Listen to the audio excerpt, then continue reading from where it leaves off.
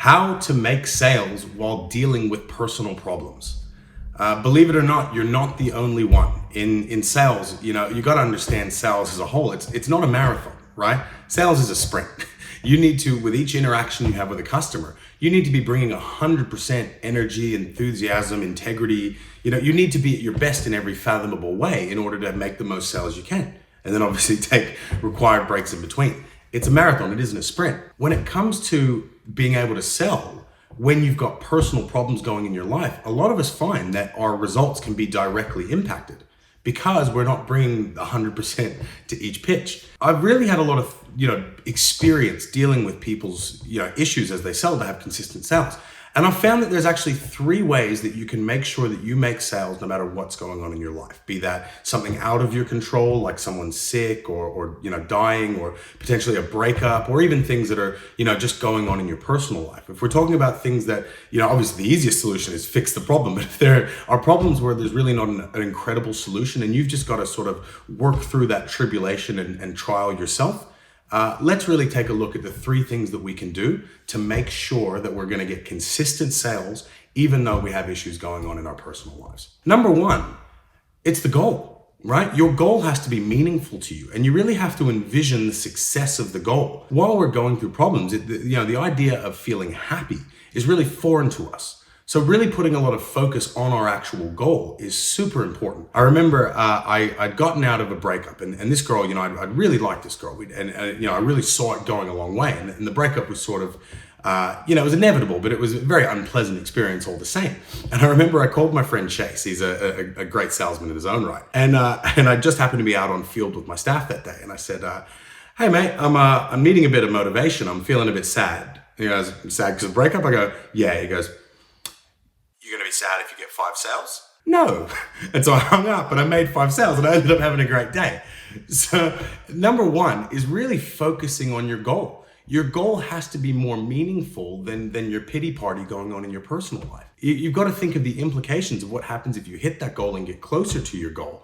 It's going to mean more than just being a sad sack for the day. So number 1 is focusing on the goal. Number 2 is your sales habits. It's really funny. Everybody, thinks that sales are just something that happens, right? But we as salespeople know there are specific things that you can do and do well in order to make more sales. The problem is when we're feeling sad and we're feeling depressed and we've got our own problems in our own life, we forget to do the things that make sales because a lot of those are mood-based.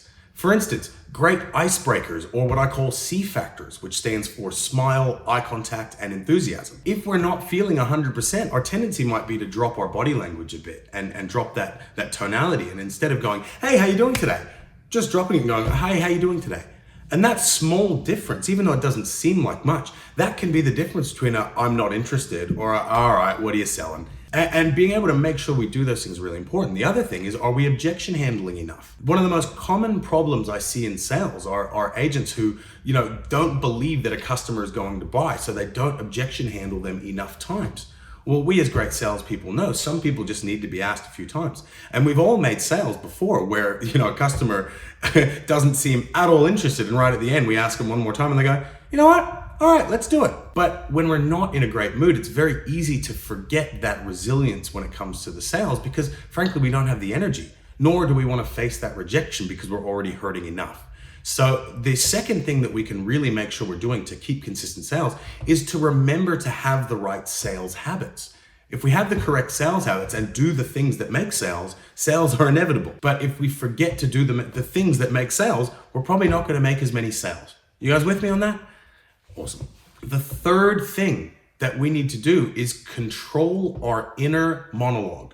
Now, there are some people who don't have an inner monologue, and that's okay. It's like a third percentile, or 3% of the world doesn't have an inner monologue. Well, that's that little voice inside of your head. Believe it or not, part of being a human being is we've developed that frontal cortex, that part of your brain that actually thinks and processes information. What we don't understand as human beings, though, is that our subconscious runs everything. It's like one of my favorite warriors of all time, a guy named Miyamoto Musashi, greatest samurai that ever lived, talked about how you operate at your best when your mind is completely empty because your subconscious runs the show. Brian Tracy, one of the greatest speakers of all time, he talked about if you want to see how your subconscious works, Try wiggling your fingers in front of your face like that. It's really, really easy. But now if you want to try and think that your conscious mind runs the show, go ahead. See if you can move each finger and focus on each finger individually.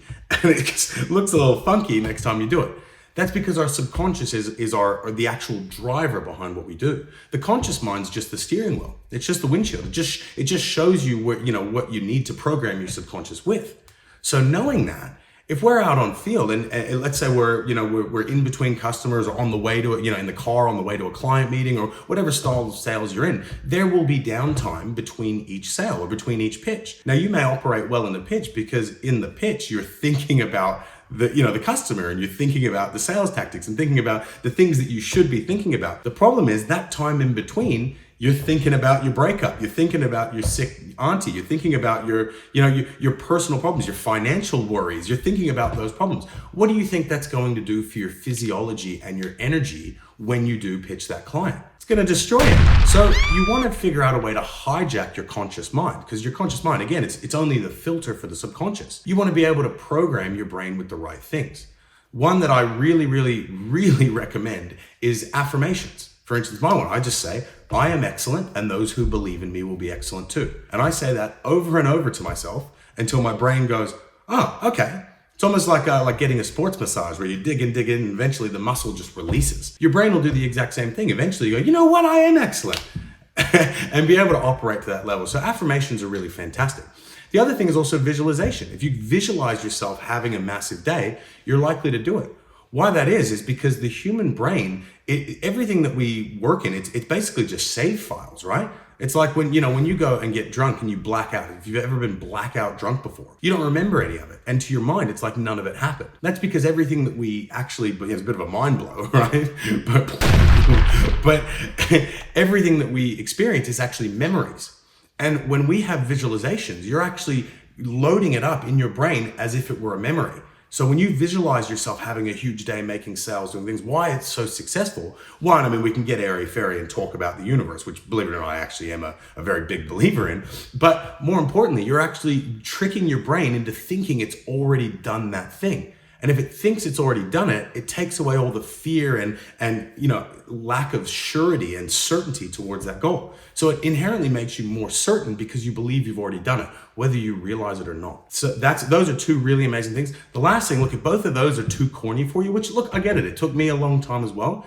The other thing you can always do is just have a song on repeat in your head, because your conscious mind can only actually focus on one thing at once. It only filters in one thing at a time, even if it does have all the other problems working their way around the back of your head. So if you're really struggling, look, when in doubt, just sing your favorite song in between doors. The added benefit to that is, while like singing in the shower, singing in the car always feels good, puts you in a good mood, because remembering the lyrics actually releases dopamine in your head. Your brain goes, hey, good job with that task. Here's some reward. So singing in the shower or singing in the car, yeah, that's great. But why not do it in between customers? I know it sounds a little bit funny, but if you've got a song that really motivates you, especially like a good fast rap song, or at least one that you can sort of belt out under your breath, you're going to have that dopamine hit, which is already going to put you in a better mood. But also it's just going to distract you and stop you from negging yourself out through the day. So all in all, look, it is a little bit hard when we're going through personal things to make consistent sales, but there are also solutions to it. Number one, remember the goal and remember what it'll feel like when you hit the goal. Number two, do not forget your sales habits. And number three, program your subconscious with positive things. Keep yourself distracted. If you can master those three things, you can make sales anytime, anywhere, no matter what kind of BS is going on in your life. Happy hunting, guys.